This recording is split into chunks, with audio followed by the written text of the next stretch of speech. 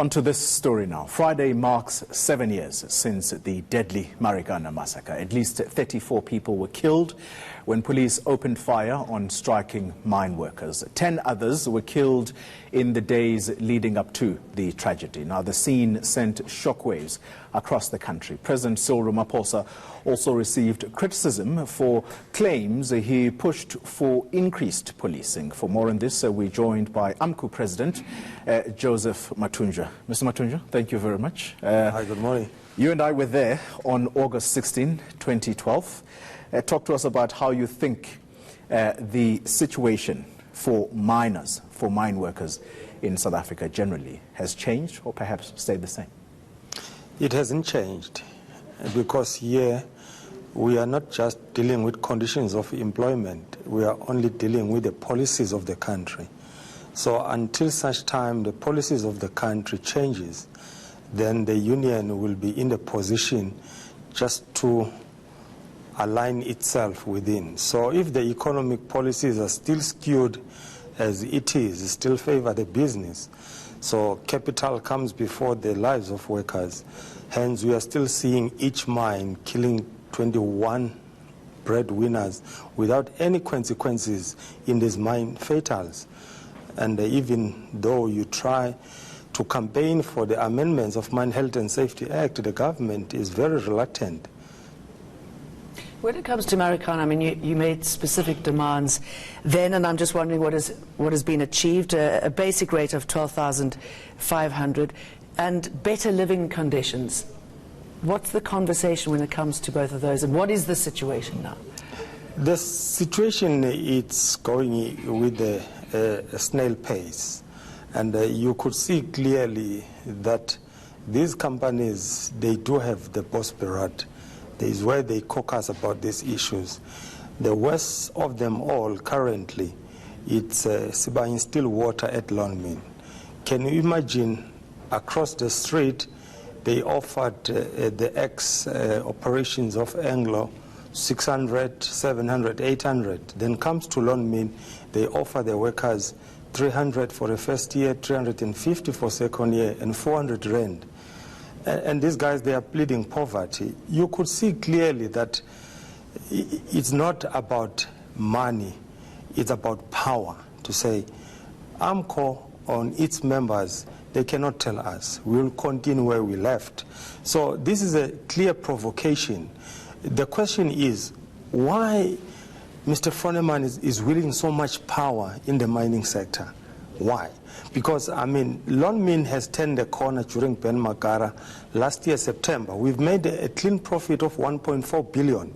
And in the second quarter, we've made an operational profit of about 1.1 billion from September to May. So they've never spent any money to buy Lonmin. So it was just a valuation of the shares. And then by the stroke of the pen, they were owning the workers, of which is a modern slavery. Let me ask you this question, Mr. Mathunjwa. The living conditions. We know that the mining companies that come to mine in any community, they have to abide by what is called a social labor plan. It's something that the president now came in for harsh criticism over because he led a committee that had to do with the living conditions of mine workers. At the time, the conditions in Marikana for Lonmin workers was appalling. How has that situation changed? Nothing has changed. I mean, President, whoever these political celebrities, they can say is a PR exercise. They don't have power. You know, these things we need to look it back from the 80s. Who was more desperate for the political transition? That was financials, that was banks, that was the mining houses.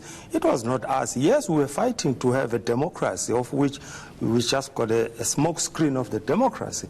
But at the end of the day, the economy is still run. The business is not here to change your social life. They are here to make money at all costs. So there is no changes there. The changes that you see in the mines, it's when we fight, we have to go to 5-month strike without a salary in order to get a better kind of salary. Without that, you won't find anything.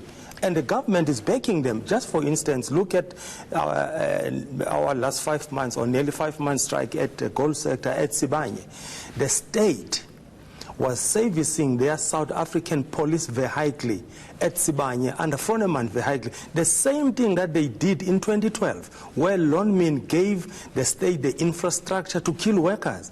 The same administration under Mr. Ramaphosa is doing the same thing. The vehicle of the SAPS were serviced by Neil Froneman to attack, to break the AMCO strike. So where is the change? At Lily Mine currently. Okay, sorry, we still got, sorry. Can I just jump in here quickly? Sorry. Right, if there haven't been any changes, you say that you're going to continue where you left off. What exactly does that mean? Where does this leave you?